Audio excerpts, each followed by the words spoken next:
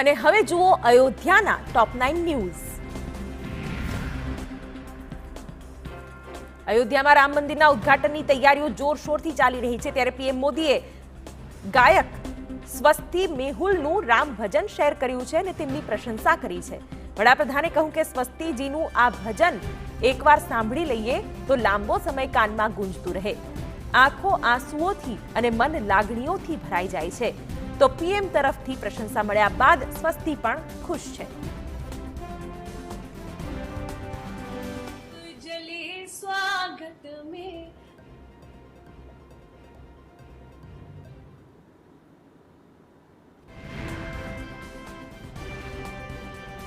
प्राण प्रतिष्ठा पहला रामलला अयोध्या में लोकोना घरे जशे। अयोध्याना मेयर महंत गिरीश त्रिपाठीए कहूं, मूर्ति प्रवास कार्यक्रम दरमियान शहरना मुख्य विस्तारोमांथी रामललानी मूर्तिने फेरववामां आवशे।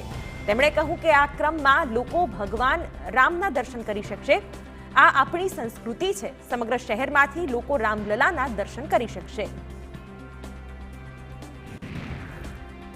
ભગવાન રામના બાળ સ્વરૂપની મૂર્તિના દર્શન દુર્લભ માનવામાં આવે છે। કહેવાય છે કે વર્ષો પહેલા બાળ અવસ્થામાં શ્રીરામ સરયુ નદી કિનારે સ્નાન કરતા અને દેવોથી માંડીને સંતો શ્રીરામના દર્શન કરીને ધન્યતા અનુભવતા અને ભગવાને ખુદ પોતાના બાળ સ્વરૂપને શાલિગ્રામ સ્વરૂપે ઋષિને ભેટ ધરી।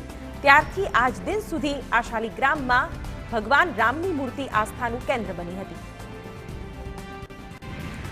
વિશ્વભરના હિન્દુઓ 22મી જાન્યુઆરીની આતુરતાથી રાહ જોઈ રહ્યા છે, ત્યારે શંકરલાલ પાછલા 50 વર્ષોથી પ્રભુ રામના વસ્ત્રો તૈયાર કરી રહ્યા છે। શંકરલાલ એક દુકાનમાં ભગવાન રામના રંગબેરંગી વસ્ત્રો તૈયાર કરી રહ્યા છે। વાર મુજબ રામલલાને અલગ અલગ રંગના વસ્ત્રો ધારણ કરાવાયા છે। 22 જાન્યુઆરીએ રામલલાની મૂર્તિ માટે પણ શંકરલાલે ખાસ પોશાક તૈયાર કર્યો છે।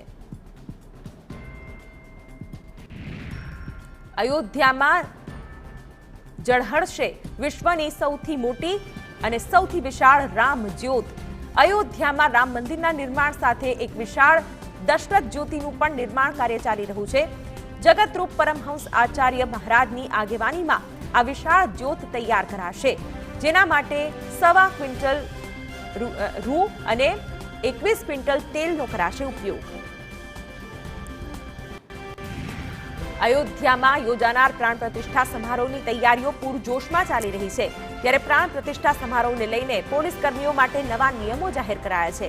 પ્રાણ પ્રતિષ્ઠા સમારોહમાં ફરજ પરના પોલીસ કર્મીઓ સ્માર્ટફોનનો ઉપયોગ કરી શકશે નહીં। આ આદેશ 22 થી 26 જાન્યુઆરી સુધી અમલમાં રહેશે। અયોધ્યામાં શ્રી રામ જન્મભૂમિ મંદિરના ઉદ્ઘાટનની બધા આતુરતાથી રાહ જોઈ રહ્યા છે। અયોધ્યામાં ભગવાન રામ નહીં પણ અયોધ્યાના અર્થતંત્રને વેગ આપવા માટે 85,000 કરોડ પણ લાવવાના છે, ત્યારે રામ મંદિરની સાથે આજુબાજુના ક્ષેત્રના વિકાસને લઈને પણ કામગીરી ચાલી રહી છે। અયોધ્યામાં માત્ર રામ મંદિર પ્રાણ પ્રતિષ્ઠા મહોત્સવની જ તૈયારી નથી થઈ રહી, વેપારીઓ પણ 22 જાન્યુઆરીને લઈને તૈયારીઓમાં પડ્યા છે। મીઠાઈના વેપારીઓ પણ ખાસ તૈયારીમાં લાગ્યા છે। ખાસ કરીને અયોધ્યાની પ્રખ્યાત લસ્સી ભક્તોની પસંદગીનું કારણ બની શકે છે। વેપારીઓને આશા છે કે રામ મંદિરના નિર્માણ બાદ સ્થાનિક વેપાર ધંધામાં તેજી આવશે અને રામ નામ સાથે વેપાર ધંધાને પણ મોટો લાભ થશે। અયોધ્યામાં મહર્ષિ વાલ્મીકી ઇન્ટરનેશનલ એરપોર્ટના ઉદ્ઘાટન બાદ આજથી દિલ્હી અયોધ્યા વચ્ચે હવાઈ સેવા શરૂ થઈ ગઈ છે। પ્રથમ ફ્લાઇટ દિલ્હીથી અયોધ્યા માટે 11:55 કલાકે ઉપડી હતી, જો કે આ પછી 10 જાન્યુઆરીથી અયોધ્યા દિલ્હી વચ્ચે નિયમિત ફ્લાઇટ શરૂ થશે। 30 ડિસેમ્બરે વડાપ્રધાન મોદીએ આ એરપોર્ટનું ઉદ્ઘાટન કર્યું હતું।